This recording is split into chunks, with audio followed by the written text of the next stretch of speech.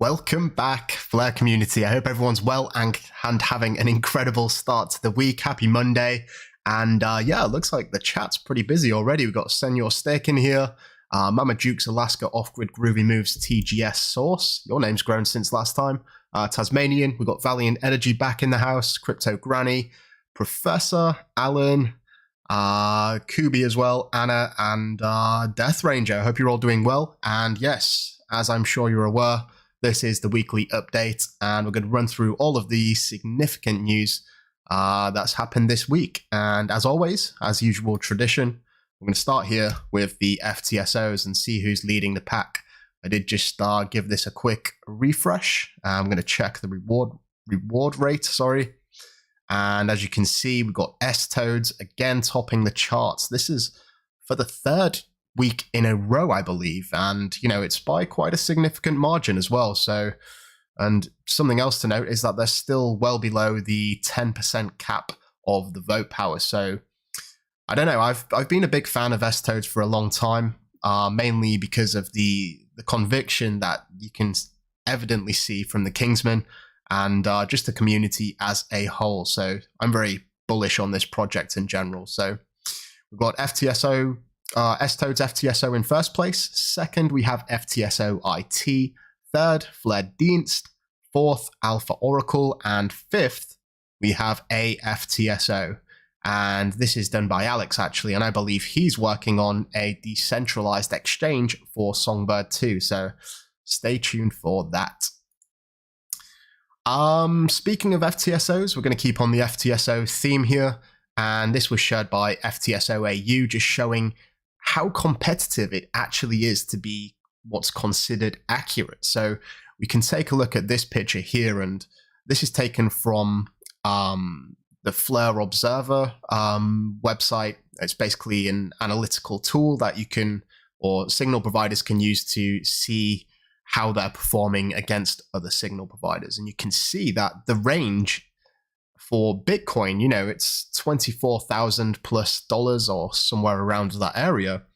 And the reward band, which is basically the margin of error where you can have which will pay rewards as a signal provider, is just $0.50, just over $0.50. So, you know, it's very competitive, and you need to have some really good algorithms to be able to stay in some of these top places in the top 10 at least, or even top 20. It's a very competitive arena to battle in, and that's really good for prices as well as decentralization, because no one is really incentivized to throw out some of these ridiculous price estimations and, you know, really throw a spanner in the works in regards to the outputs. They're just going to get chopped off as part of the top and bottom 25%. We've had a few new additions here. We've got Bored Apes XRP Club, who have recently become a signal provider, and we also have the Grunges here as well. And I believe we have the Cooties as well. We're going to talk a little bit more about them in a moment.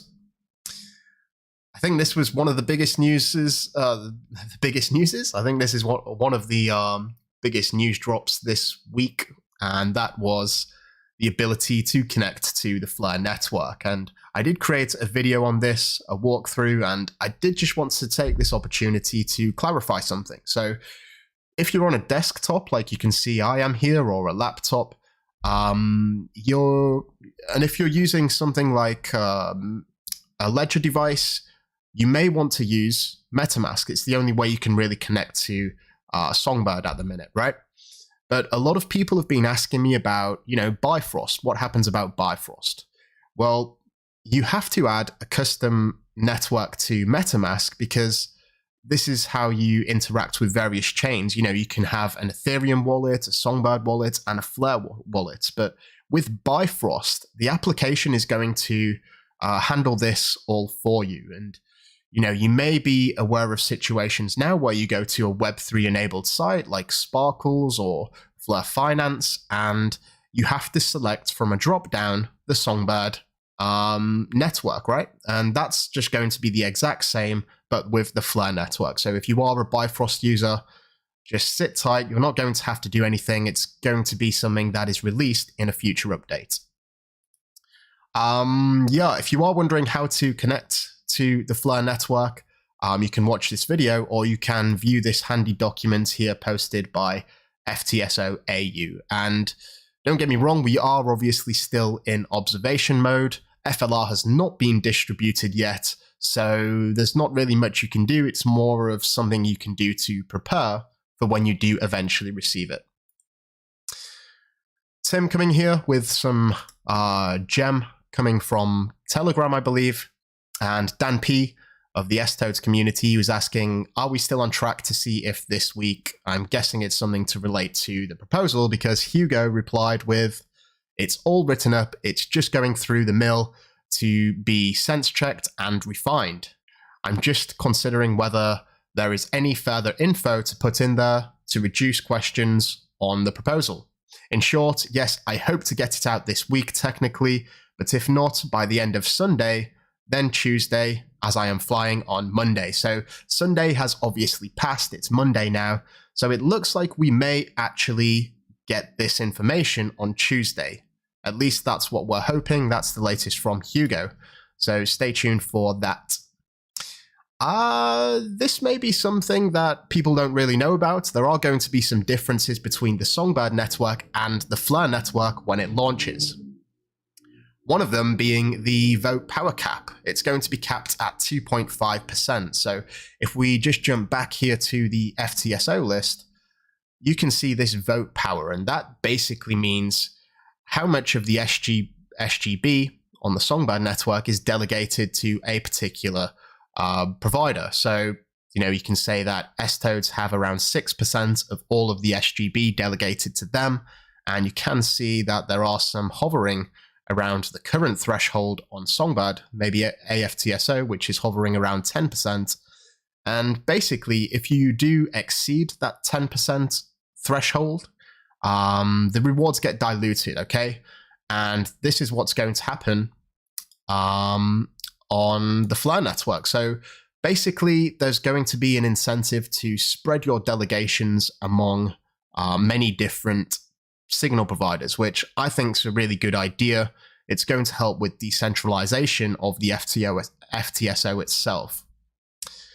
Something else that's going to be changing is the fact that reward epochs will be 3.5 days on Flare instead of 7 days. So normally we see an epoch as a week-long event here on Songbird, but that's going to be reduced by half. And don't get this twisted. The rewards are not going to double. They're just going to be paid out more frequently, but at half as much, right? And finally, this is another interesting, I guess, feature of Flare, sorry, is that unclaimed FTSO rewards on Flare will be burnt after 90 days. So normally what happens on Songbird at the minute is that the unclaimed rewards are actually distributed to those who delegate at the very early start of the epoch. And in fact, just give me a second here, Gene provides some great analytics and visualizations about this reward rate. And let me just find a typical one. Let's go to this one here. You can see that at the very start of the epoch, which is this day, the 14th, the rewards are much higher, and then they gradually decrease and flatten out for the rest of the epoch. And that's because all of the unclaimed rewards are distributed during this first day.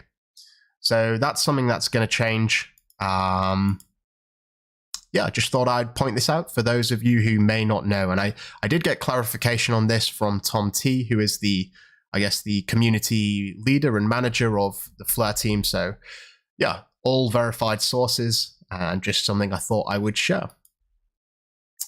I just wanted to bring this up actually because I think it's important. We are in the observation mode, and taking the time to decentralize a network prior to the native token distribution is something that we don't normally see. We don't actually see that many new networks launching, right? But when they do, it's normally a very centralized process to start with. And don't get me wrong, that is the process with the Flare network, it has launched.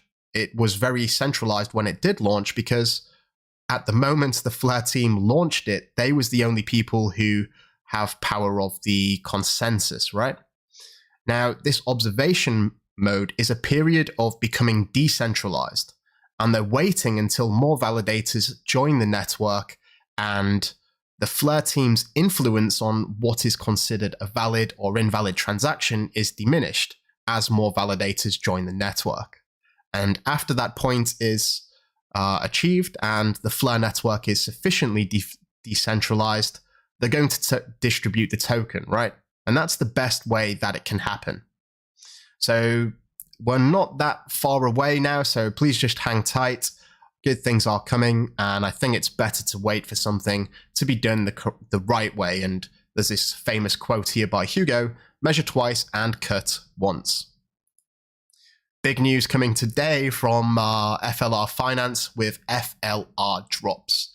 It officially launched on Songbird earlier today, and yeah, have at it, guys. It's a really great website, and it's, I guess, the main distinguishing factor here is that it's the first NFT marketplace where you as a user can self-mint your own NFTs, and that's very powerful. I guess it's going to open Pandora's box in a sense, but this is live on Songbird right now, and we're going to take a little look at it in a second.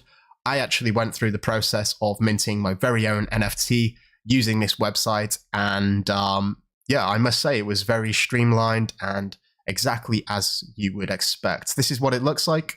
You can scroll down, you can see the top collections. It's topping the charts here, which is very surprising, and you can see, you know, a lot of the different NFTs here, and we can just click one.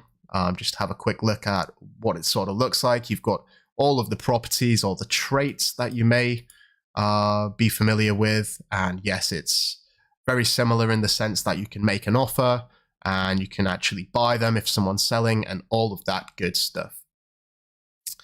Yeah, speaking of this NFT that I minted, I just wanted to say that as well as getting early access to videos, as being a Patreon member, I'm actually going to be distributing one of these NFTs to every single Patreon member. It's going to start happening next month, and that's existing as well as new Patreon members too. So just thought I would mention that.